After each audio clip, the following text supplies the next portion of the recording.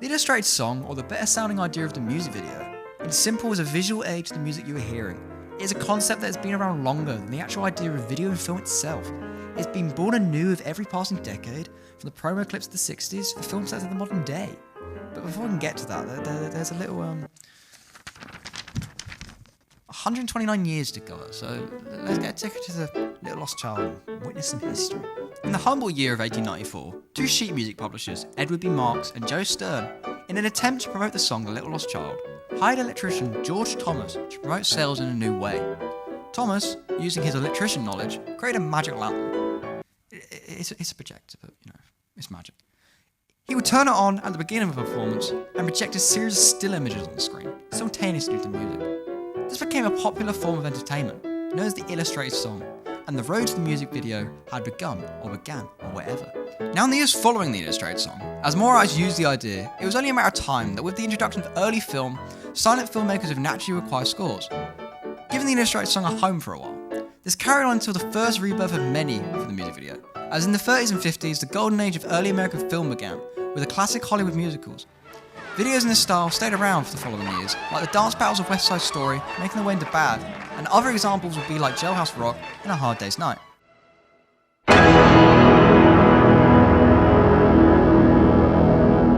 Tonal whiplash aside, the 60s was a rebirth of many things, from general culture to music itself, as it experienced an explosion of new sounds, new styles and new colours, making it more popular than ever before. Couple this with the adoption of the television into people's homes, it was only another matter of time that the music video would evolve. This happened on January 1st, 1964, when Johnny Stewart and Stanley Dorfman created the British chart music television series, Top of the Pops, this being the first version of a format that later became MTV. However, this felt like a natural progression, from music previously being promoted on talk shows like Ed Sullivan. With the Beatles, for example, this would only happen a month later. It was a show completely created for the purpose of showing the popular music of the week. As charts were released on the Tuesday, the show would be filmed on the Thursday. These slots on the show acted as an early music video or promotional clip for a song. It became an integral part of releasing a new record. But after a while, artists could not appear in person with their busy schedules, etc. Therefore, most would film a promo clip known as a filmed insert for the show instead. And one of the first two was unsurprisingly the Beatles. Although these were fairly straightforward and mimed in studio, they were meant to blend in seamlessly with the television shows like Top of the Pops. And by the time the Beatles stopped touring in late 1966, their promotional films, like their recordings, had become highly sophisticated. The colour promotional clips of Strawberry Fields Forever and Penny Lane took the promotional film to a whole new level. They used techniques like reverse film and unusual camera angles, and this became the start of the music video as we now know.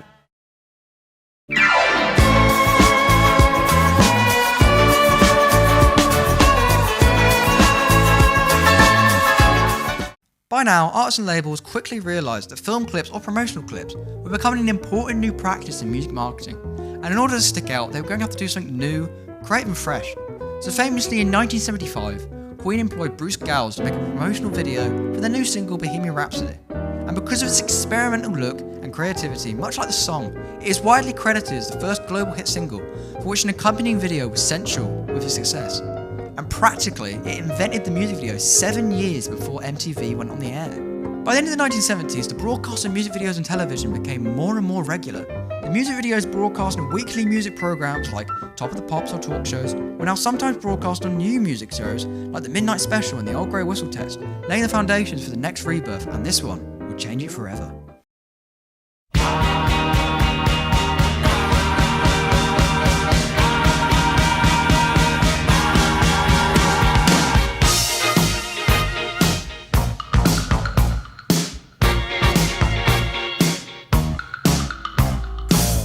In 1981, like every decade before, something new was created, not by two people this time.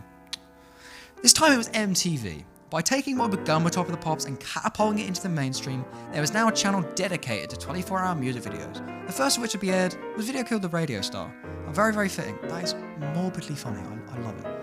Now, the impact of MTV cannot be understated, as now if artists wanted to be seen and remembered on the 24 hours that it's on the air, they would have to compete with one another, and no one would want to have the subpar video of the day shown to the massive audience it would now be shown to. Therefore, budget, production value, raw effort and creativity went through the roof, and not slowing down through the 80s and through the 90s, because now if you wanted to be successful and you wanted to be heard, you had to be seen. And by God they were.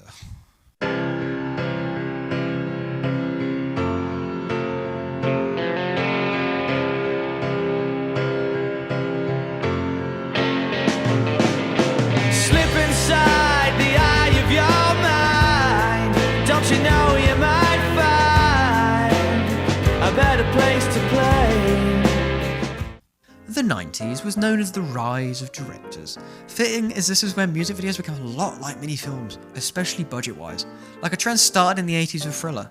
Things stayed pretty much the same through the 90s. During this time, MTV went worldwide, with new channels all across the globe, helping to introduce the world to many artists who would all get a start from having a hit video on the channel. And again, not only now would you have to make a hit song, but also hope the video lived up to it too.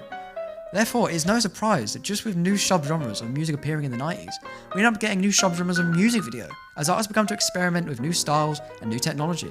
For example, in 1985, a few years earlier, when Dire Straits made the song Money for Nothing, it had a pioneering use of computer animation in its video.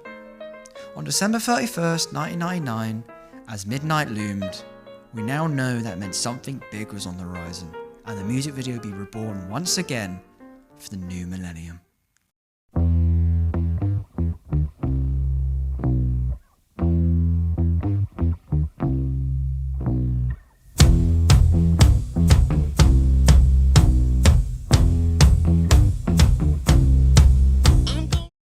Like every era before it, 2000 years meant a new style of music was born and general culture as a whole. When the digital age began to take hold, people now having computers at home and mobile telephones on hand, and the age of the internet and video sites, people no longer had to sit in front of a TV waiting to see the video they missed the first time. They can now view it at any time, anywhere. And along with the fact digital filming techniques and effects improved, the noughties had a unique, distinct look and feel. The arrival of video sharing sites and affordable home recording came the ability for anybody to record their own music videos, and this helped to promote artists without the need for scary contracts, and this again grew new subgenres like indie, etc., a new style of video which would come from most people, making them with little to no budget, and grew even more genres like bedroom pop, etc. And video sites also made visualizers and lyric videos a thing. The creation of the internet really had caused an explosion in new forms of video. And so once again, it was born anew in a new age, and MTV's time at the top had finally come to an end, and it was probably shut up back somewhere, allegedly. So with that, we were truly ready to leave the 90s and enter the 2000s, where music videos could be made and enjoyed by anybody, and it's been the same pretty much up until the present. People still innovate on styles, and it still stays fresh. But if the past is anything to learn from, I'm sure we are yet to see all that can be done with the music video. Some of the key techniques associated with the music video are lip sync, which is a synchronization of lip movements with the previously recorded sound, so it's not live. There's illustration, where the narrative of a video is based purely on the song. There's amplification, when the director/artist takes one theme from the lyrics of a song, or even a line, and expands on that theme. And lastly, disjuncture, which are music videos that have narrative themes that are not all related to the lyrics of the song. And if I'm correct, yeah, it's nearly time for Top of the Pops to come up. Yes, it's number one. It's Top of the Pops.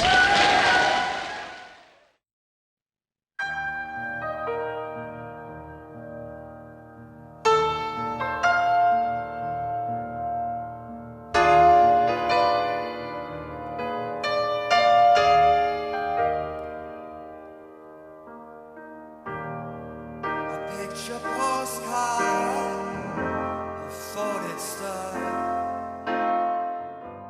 Not surprisingly, a Bowie one, which had been Ashes to Ashes, which came out in 1980, which was one of the first music videos to really push the technology and promoting the song in a different way. The video for Vienna by Ultravox pretty much sold that track purely on the video, became a very iconic video of the early 80s and influenced a lot of other videos that was to follow. Certainly changed consumption habits. You no longer had to go to a record store or listen to the radio to hear a song. You could have it on TV and pretty much any time you wanted. So it really did change how we as an audience consumed music. Music videos were able to draw audiences' attention to a wide variety of different things. Artists weren't just performing a song to a camera or in a band.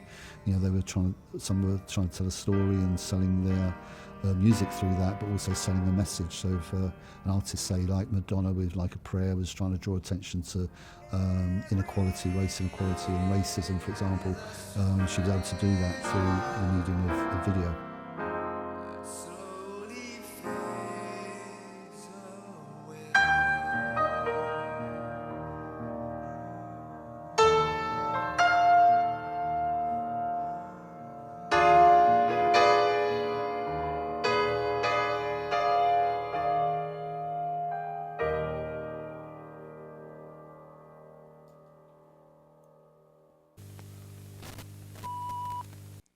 And you know what? After I've seen just what that Magic Lantern caused in the coming 129 years, I start to wonder, maybe it really was magic after all. Nah.